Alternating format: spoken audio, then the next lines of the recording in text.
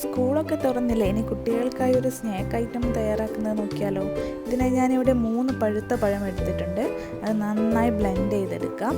എന്നിട്ട് അതിലേക്ക് ഒരു കോഴിമുട്ട കൂടി ചേർത്ത് ഒന്നുകൂടി ബ്ലെൻഡ് ചെയ്തെടുക്കാം.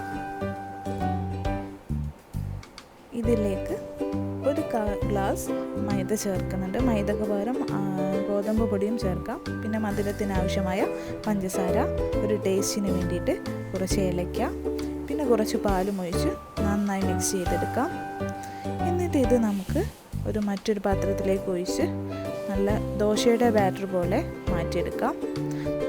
നല്ല ചൂടുള്ള പാനിൽ നമുക്കിത് ഒഴിച്ചെടുക്കാം. എന്നിട്ട് ബബിൾസ് വരുന്ന സമയത്ത് മറിച്ചിട്ട് നമുക്ക് വേവിച്ചെടുക്കാം. പെട്ടെന്ന് തന്നെ തയ്യാറാവും. അടി കരിഞ്ഞു പോകാതെ സൂക്ഷിക്കണം. കുട്ടികൾക്കൊക്കെ വളരെ ഇഷ്ടമാവുന്ന ഒരു സ്നാക്സാണ്. സ്കൂളിലെയൊക്കെ എല്ലാവരും തയ്യാറാക്കി നോക്കണം. മറ്റൊരു വീഡിയോയുമായി കാണാം.